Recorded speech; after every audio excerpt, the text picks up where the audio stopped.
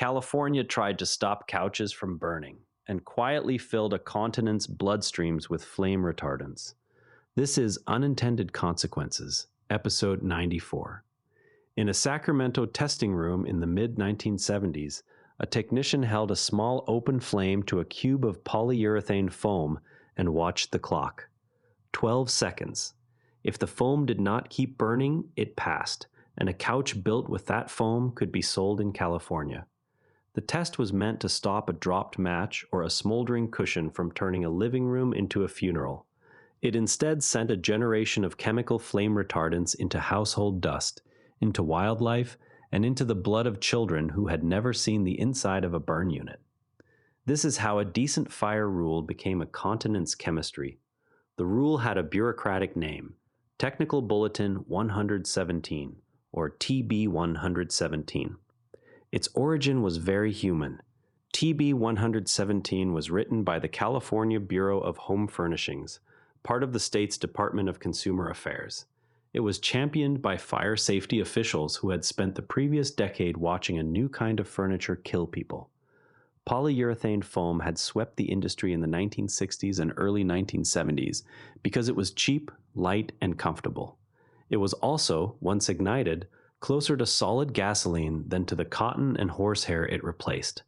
The foam melted, pooled, and released heat so fast that a chair could drive a room toward flashover in minutes. Smoking rates were still high. Cigarettes left on sofas were among the leading causes of fatal residential fires. In 1973, the federal report America Burning, issued by the National Commission on Fire Prevention and Control, described a country with one of the worst fire death records in the industrialized world. The United States was losing many thousands of people a year. Upholstered furniture accounted for a share of those deaths out of all proportion to how often it ignited, because when that furniture went, it went badly. Gordon Dammit, the Bureau's longtime flammability chief, and the colleagues around him were not theorizing about a distant risk. Dammit and those colleagues were looking at coroner's reports and burned living rooms, and at children who had been asleep on the couch. A standard that forced the filling material to resist a small open flame looked, with the information on the desk in 1975, like a direct and decent intervention. The chemistry that would be used to meet TB 117 was not yet a public controversy. The science of what those chemicals would do once they left the foam was still thin. California made TB 117 mandatory in 1975. Foam had to endure that 12-second open flame exposure, along with a smoldering cigarette test on the filling. The cheapest reliable way to pass was not a better foam. It was to load the foam while it was still being mixed with additive flame retardants.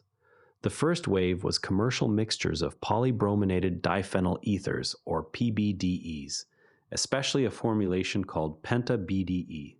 Later came a rotating cast of chlorinated and organophosphate substitutes.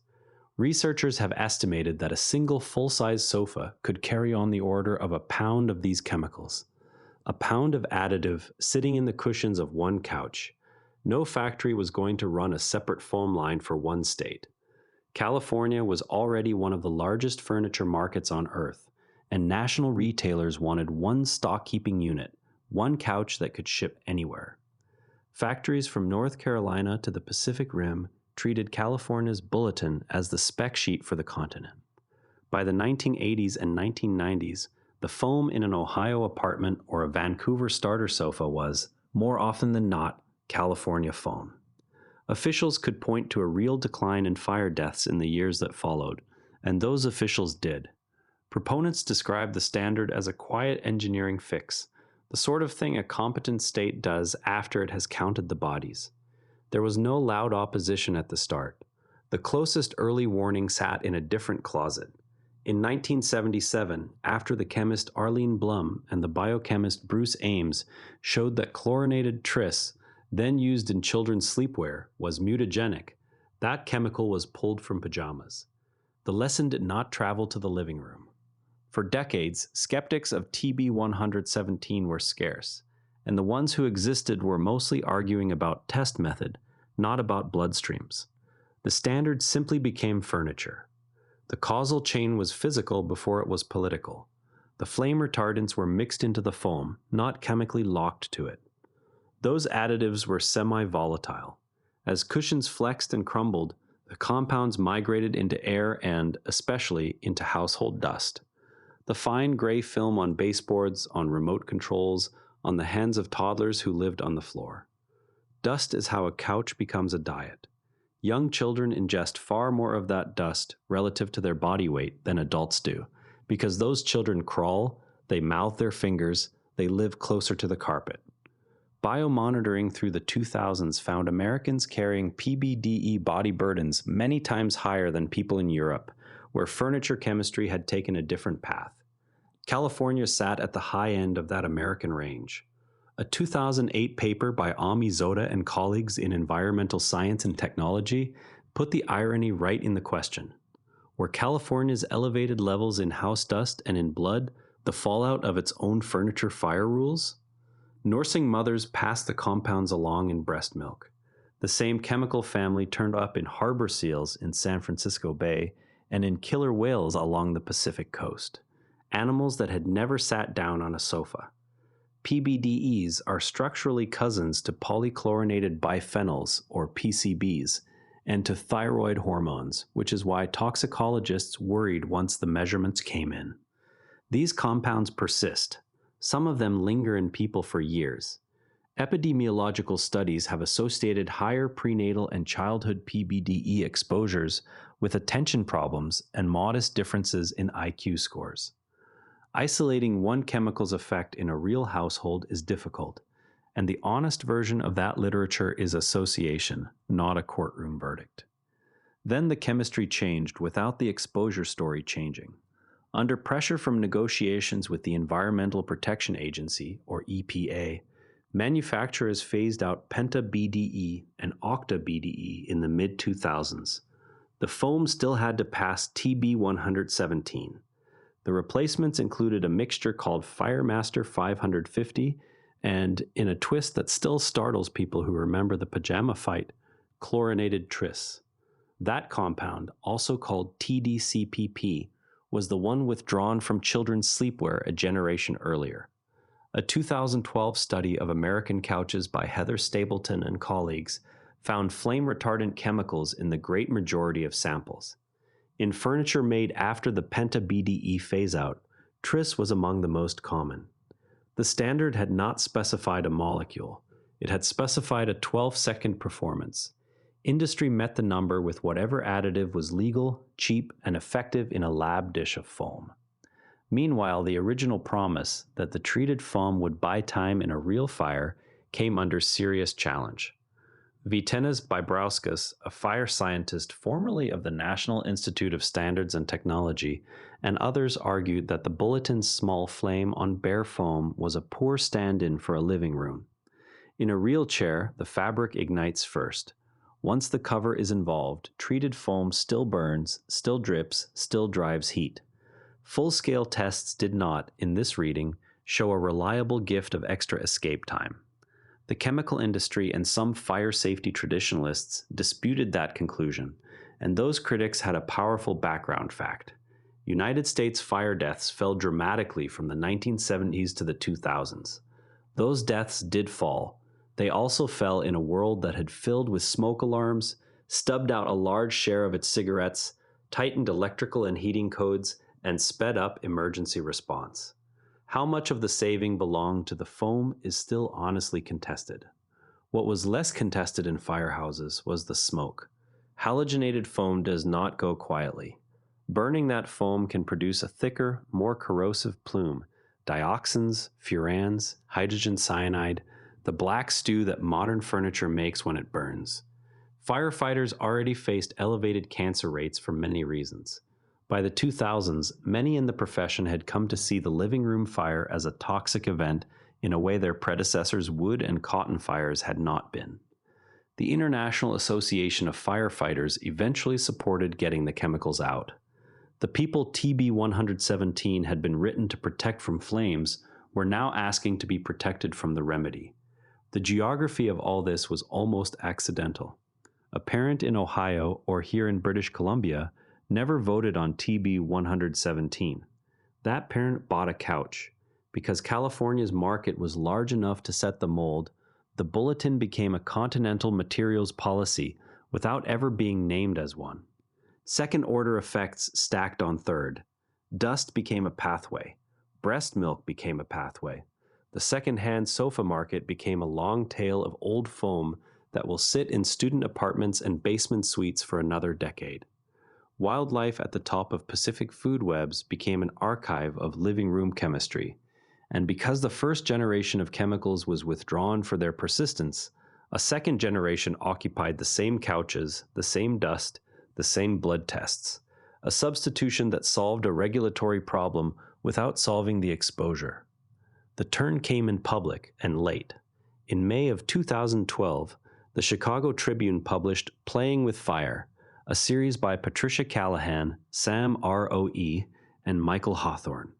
The series pulled together the exposure science, the doubts about the test, and the political hardball that had kept the status quo in place. That included a chemical industry group, Citizens for Fire Safety, that presented itself as a grassroots firefighter's voice. That same spring and summer, scientists and advocates who had been working the issue for years, among them Arlene Blum's Green Science Policy Institute in Berkeley, had a hearing they had not had in 1975. In June of 2012, Governor Jerry Brown directed the state to revise the bulletin.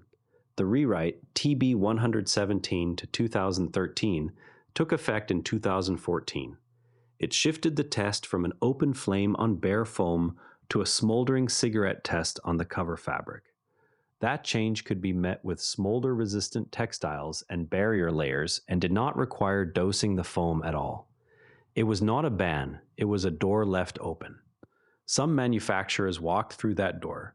Others, out of habit or supply chain inertia, kept using retardants. Senator Mark Leno's Senate Bill 1019, also in 2014, at least made those manufacturers say so on a label. The cleaner break came later.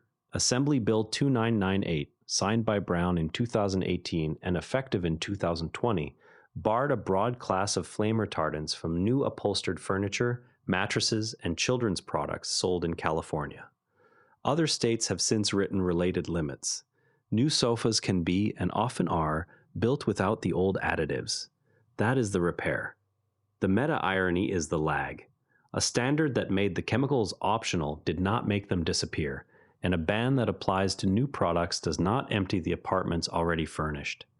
PBDE levels in people have declined in the biomonitoring record since penta-BDE left the market, which is genuine good news. Organophosphate flame retardants rose as the PBDEs left. The stock of TB 117 couches is still out there, slowly aging into dust. A standard will be optimized for the test, not for the world. If you measure only one number, you will get that number, and whatever chemistry, whatever shortcut, whatever side effect that number requires, wherever those side effects later go. Materials that are not locked in place will move. An additive in a product people live against becomes an exposure pathway, and children who live on the floor will find it first. Large market rules travel farther than their author's jurisdiction. Write them as if they will govern more bodies than the statute names. The deeper habit to watch is older than any one product. Acute, visible, countable deaths crowd the desk, and they should. The officials of 1975 were not reckless. Those officials were looking at fire. We are still writing tests like that. A food wrapper that must resist grease. A phone or a laptop that must not ignite on a lab bench. Building insulation that must hit a fire rating. Each of those rules is aimed at a real harm. Each one can be met with an additive that was never asked to stay put, or with a substitute that was never asked what it does in dust, in milk, in the animals downstream. The question is not whether to write the standard. The question is what you would watch for after the number is met. Who lives closest to the product? Whether the chemical is locked or free to migrate. Whether one big market is about to set the recipe for everyone else. And whether, in the same breath as the hazard we can see, we are willing to ask what slower hazard we might be installing in the dust. That's the case for today. The lessons tend to travel further when you share them, so send this one to someone who'd find it useful, and subscribe wherever you're listening. See you tomorrow. And if you'd rather watch than listen, find us on YouTube at NARA Network. Links in the show notes. This show comes to you from the NARA Network. If you want another sharp daily briefing, Modern Investing Techniques has you covered. Modern strategies for Canadian and U.S. investors. All our shows are free at naranetwork.com. Prefer reading? Today's full write-up, sources, and transcript are on the episode blog at naranetwork.com. Same briefing, readable format. This episode used AI voice synthesis of my voice. Editorial selection and analysis are my own.